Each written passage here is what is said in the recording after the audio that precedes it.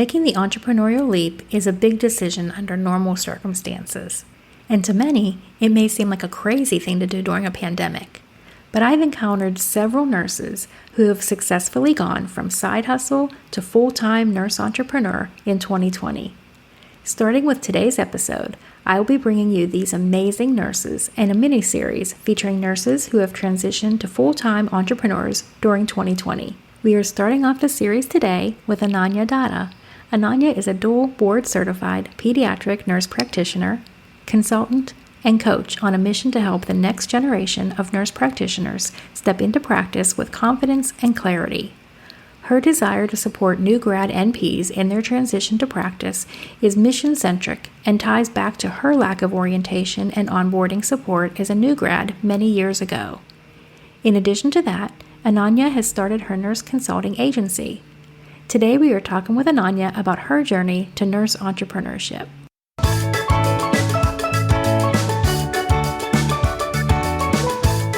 Welcome to the Stay at Home Nurse Podcast. I'm your host, Deanna Cooper Gillingham. For over 25 years, I've strived to use my nurse credentials to find work that fit my lifestyle, whether it was raising my 4 children and 3 fur babies, traveling the world, or moving to Mexico and living on the Caribbean Sea. Sometimes I succeeded, and sometimes I failed, but I always learned from the experience. Now, I want to help you by sharing what worked and what didn't work. There are so many opportunities out there for nurses today. The Stay at Home Nurse Podcast will inspire and equip you to have a nursing career that is meaningful and supports your lifestyle. Now let's get started. Hello, and welcome to this week's episode of the Stay at Home Nurse Podcast. Today, I am so excited. We have a real treat for you. We have Ananya Datta, and Ananya is a nurse practitioner, consultant, and coach. And Ananya decided to go full-time with her nurse entrepreneurship during a pandemic. So tell us a little bit about yourself. Where do you live? Thank you so much, Deanna, for having me on the show, being able to speak to you and your audience. I'm excited to be here. My name is Ananya, and I am a pediatric nurse practitioner turned nurse entrepreneur. And I currently live in DC by way of, get ready. So I lived in Memphis and really grew up there. So I claim that is my hometown.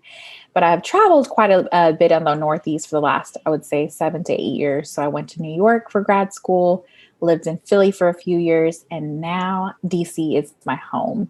So that is where I am. And yeah, I am excited to be here and just share with you my journey into entrepreneurship, the hardships as well as the great moments. And I appreciate just being here. Awesome. So you started off as a registered nurse in the pediatric intensive care unit, correct? Yes. Mm-hmm. And then how did you go from there to entrepreneurship? Absolutely. So I started out in the PICU, or the pediatric ICU at Le Bonheur in Memphis, Tennessee. I graduated right out of school, and I really wanted to work with children. I knew that for sure. And I did a nurse externship that led into a full nursing position. So for anyone out there, I highly recommend that if that is an opportunity for you. That's a great way to get your foot in the door. And I worked in the PICU for 2 years, absolutely loved the acuity and the training. And then I started realizing that I wanted more. I wanted to have a more autonomous role where I had a direct plan of care contribution to the patient's plan of care. And I wanted to learn and do more. So I naturally was led to the next step in my career, which was becoming a nurse practitioner. And so I went to Columbia and I wanted a dual approach. I wanted to look at not only becoming a nurse practitioner, but really taking the public health funds and understanding social disparities and inequities and determinants of health that we don't, a lot of times, key into our plan of care. So I did a dual degree program there. And then shortly after, I began my career as a nurse practitioner in the emergency department for pediatrics. And I have been a NP for 5 years. And then last year, the best time to start business. But it was definitely a challenging time. But honestly, I'm sure we'll get into this more. It was one of those times where I realized it's just now or never. I've always wanted to be an entrepreneur, and I felt really called to step up and do so last year during a pandemic.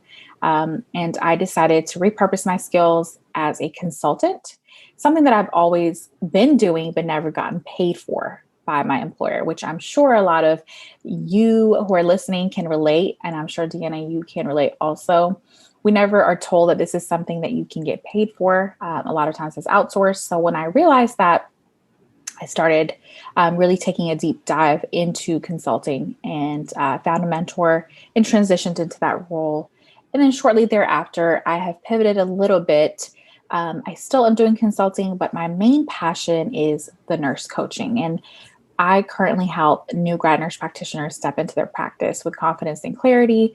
And something that I never had as a new grad was that guidance, that mentorship, that coaching, finding that job, negotiating contracts, everything on that spectrum. So I offer all of those services and support new grads.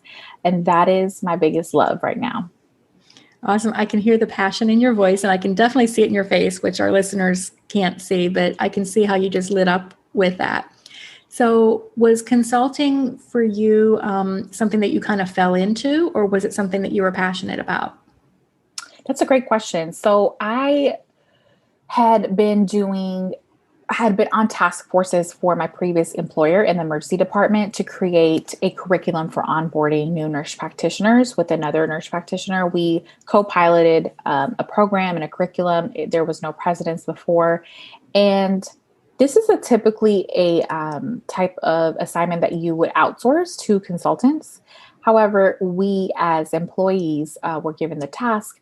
However, we weren't really compensated for it. And so I started to, it intrigued me. And I loved being able to put together curriculum and do something for my profession. And I started networking with nurse consultants and was introduced to the world of nurse consultancy. And I found a mentor. Her name is Elle Pearson, and she actually is a nurse consultant and also has a Healthcare Consultant Academy where she teaches other healthcare professionals how to become consultants in their own independent practice. And, just meeting her really opened my eyes up to the possibility of repurposing our skills and using the skills that we already use for our employers, but we just never were paid for it.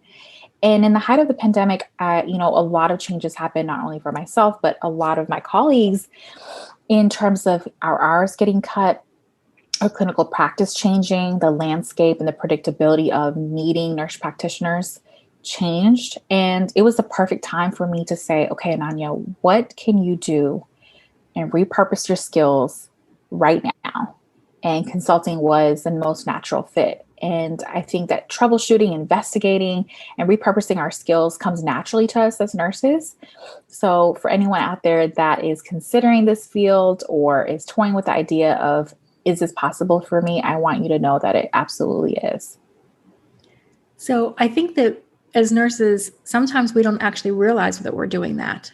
We're just working for our employer. We go in, the employer says, oh, guess what? You're on this project and you're put on it, and you don't see the advantages. You're like, oh no, another thing to do. Mm-hmm. And you don't see the advantage of the on-the-job training that you're getting that is now creating a skill set that you can now market outside of your current employer. And so I love how you saw that as an opportunity and not as a burden. So that's a mindset thing. And I have to congratulate you for having that mindset and seeing that as an opportunity and saying that you loved putting together the curriculum. So you realized what you loved, and then you moved that into something else that you could do and get paid a lot more. So I've never done consulting, but from what I hear, you get paid a lot more as a consultant than you do working as an employee. Is that correct? Absolutely. And thank you for saying that about the mindset shift. It definitely was not instantaneous, but I think that looking at every opportunity to become indispensable as a bedside nurse and as an NP is how we can really take our opportunities, whether it's paid or unpaid initially, and build our arsenal of our own skills. So that's what I started to do. But absolutely, consulting is extremely lucrative. Times have definitely changed in terms of the need and the landscape currently, with a lot of hospitals and health organizations being fiscally in a difficult position. However, it is still a very, lucrative field where you can get paid uncapped amounts for solving a problem. And I think one of the biggest mindset shifts and things that I've learned is that, a lot of times we think okay, hourly pay and salaried pay. Well, for things like consulting, there is no cap, and you are getting paid directly in proportion to the problem you're solving. So the bigger the healthcare organization, the more challenging the strategies that they need implemented. If you're able to truly, hit their pain point and be able to solve those problems, there is no cap as to how much you can make, and rinse and repeat. Absolutely. I was actually coaching somebody a couple weeks ago, and that was one of the things that came up was because organizations may not have the money right now, but if you're doing a consulting that's going to save them money, and if you know you can save them hundreds of thousands of dollars, and you say, okay, you don't have to pay me, but what if I get 10% of the money that you save? And now all of a sudden you're not making a couple bucks an hour. You're making tens of thousands of dollars for an indefinite amount of time based on the savings that they're getting. So they're getting something that they wouldn't in her particular situation. It was money that they had that they weren't able to capture. And if she could go in there and show them how to capture it, and she was, we're talking large six figures. And if she would just take a percentage of that, like even just 10%, which is the common amount for what she would be doing, how much that would be paying her for going in there and just saying, hey, let me help you set this up and get this going so that you're actually getting this money that's owed to you that you haven't been able to capture.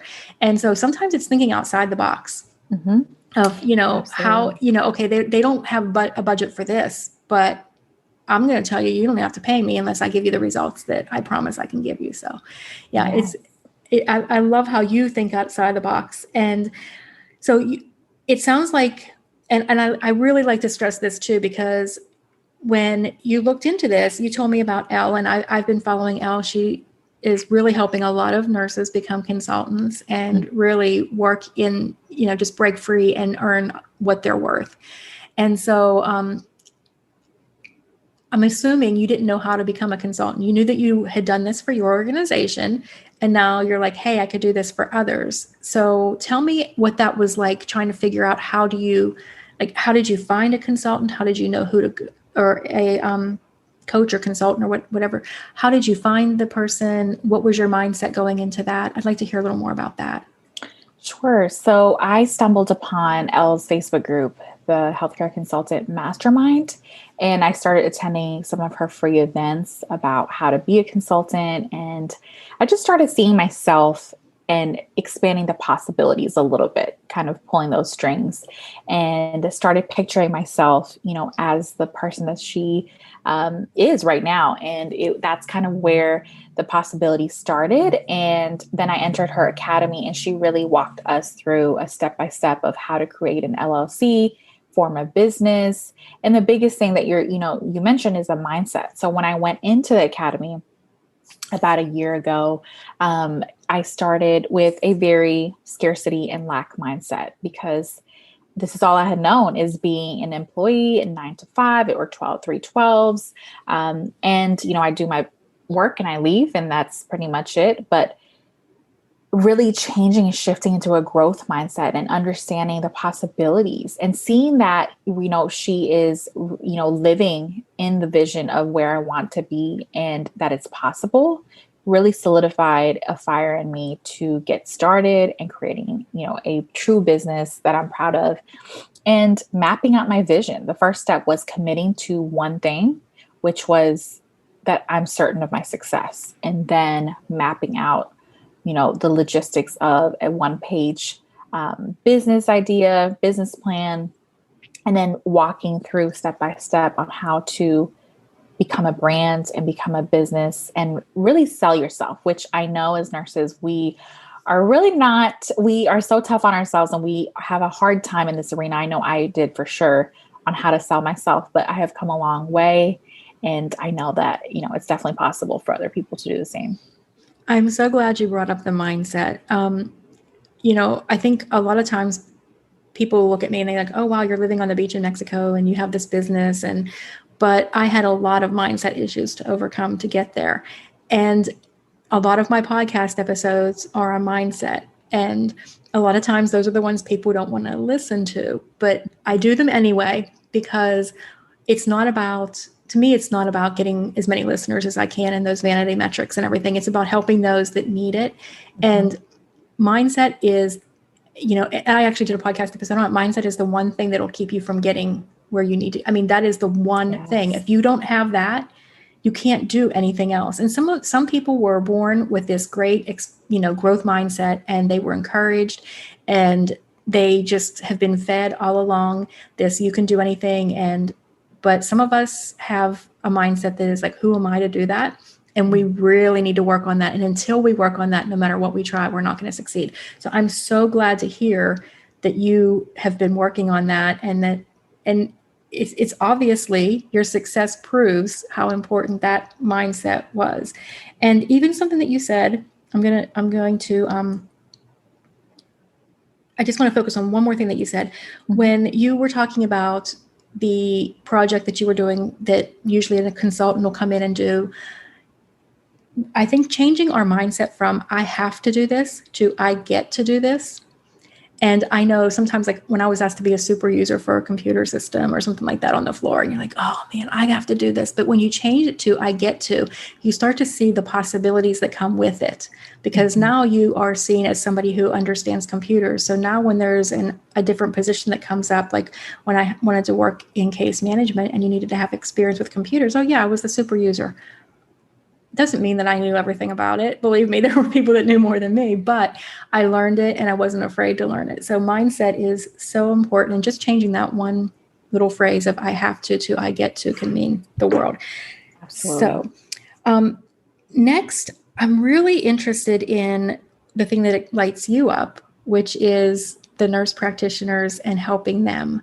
So tell me about that. How did you are you pivoting to that? Are you doing both of these things? Tell me about that. Absolutely. So I'm doing both of these things, but my main focus and energy is really going towards helping the new grads. And my why behind all of this is really the driving factor here, and why the purpose is so mission-centric, And it's because I never had any type of guidance and really any type of structured orientation when I was a new grad. And I felt so lost and overwhelmed. And I just felt like, what have I done? What have I gotten myself into? And I was so embarrassed to really share that sentiment and that emotion with other people, in fear that I was the exception, that I was the outlier here. And later, many years later, I realized, no, I was in the same boat as many of my colleagues. And I honestly just think that it doesn't have to be this way. So currently, this is a generalization. And of course, there are, key organizations that are really leading nurse practitioner orientation. So I'm not speaking to that. But in general, a lot of healthcare organizations don't value any type of supportive structure for nurse practitioners who are new grads or just new to that particular setting. And what ends up happening is the expectations are really high, and the structure and what's being given does not equate, doesn't match up. And what ends up happening is that you're not set up for success as a nurse practitioner, and there is a level of confusion and resentment and overwhelm, and that often leads to poor retention. So as an employer, that's an extremely important metric to measure if that's what you're mainly focused on, is metrics to show you performance. And I wanted to create a all-inclusive mentorship and coaching program where I can have that one-on-one, intimate, supportive and guidance that I can provide them, because I found myself answering these questions before I started the coaching service.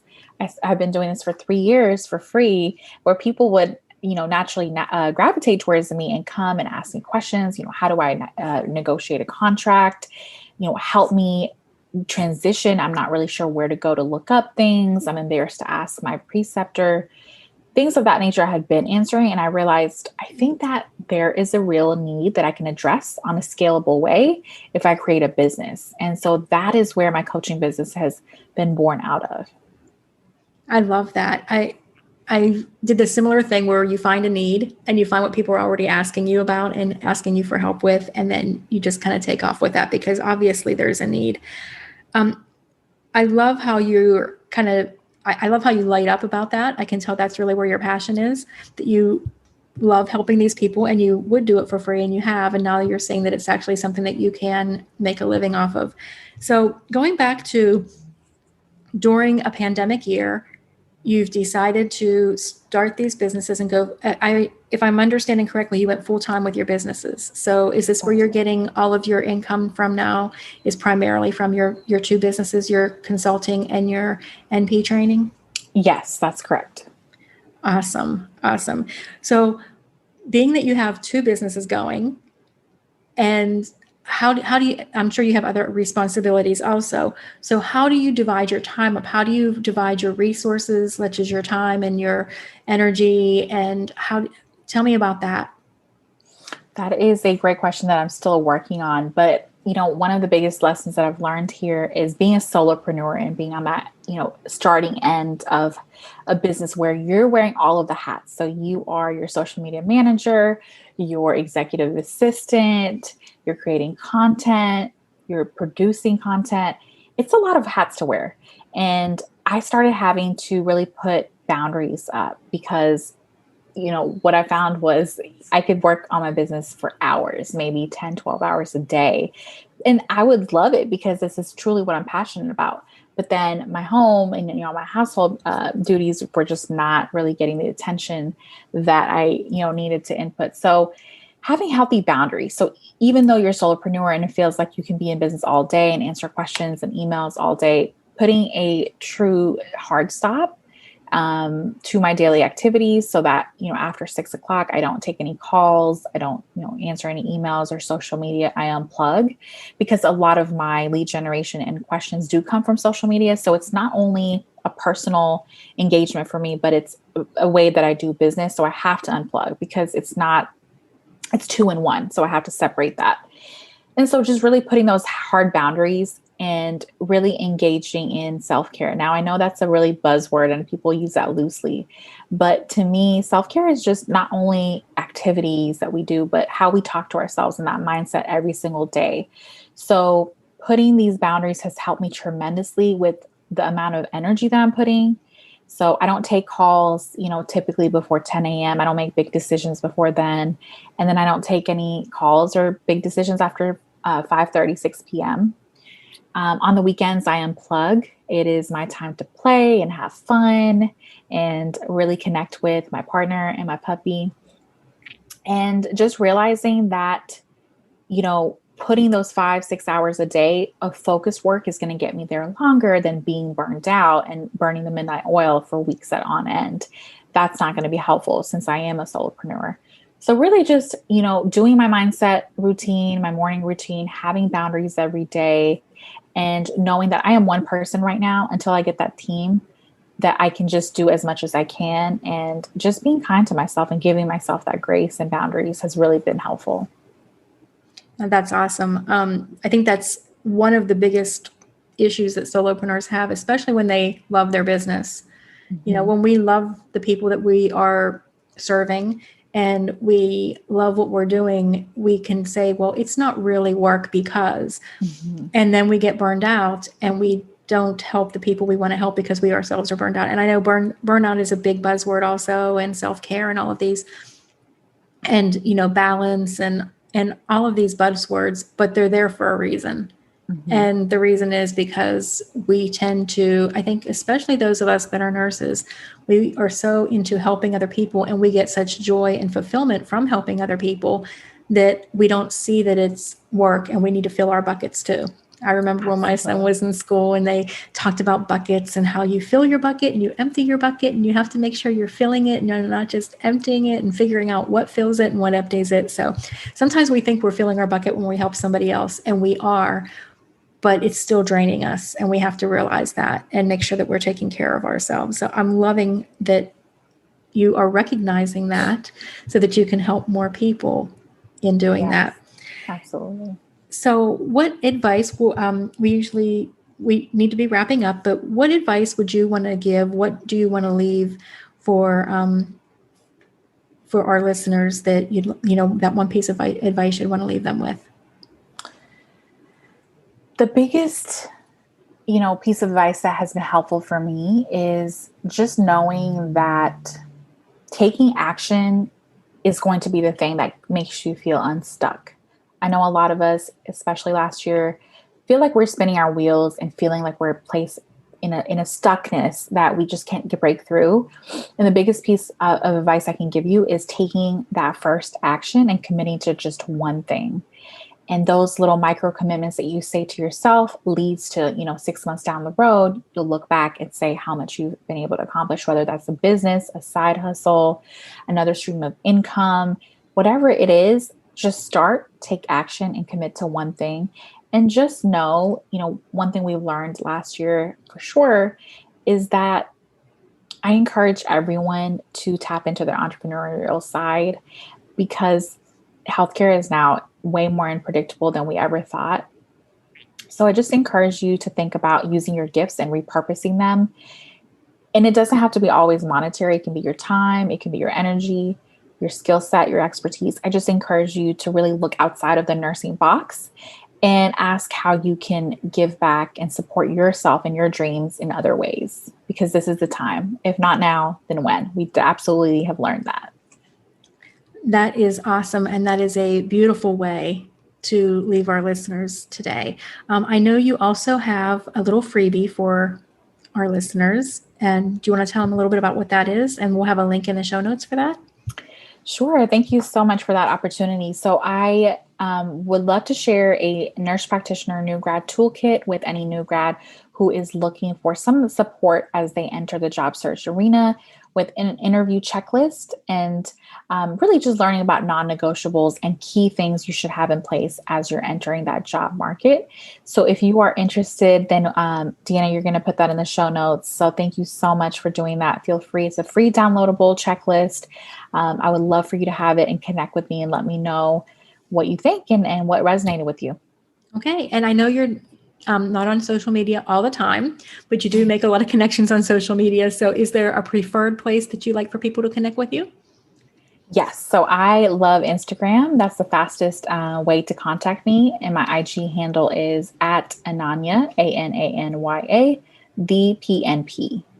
Awesome. I'm sure people will want to connect with you there and follow you and see all the amazing things that you're doing. Thank you, Ananya. I really appreciate it. Thank you so much. This was amazing. Thank you. You're welcome.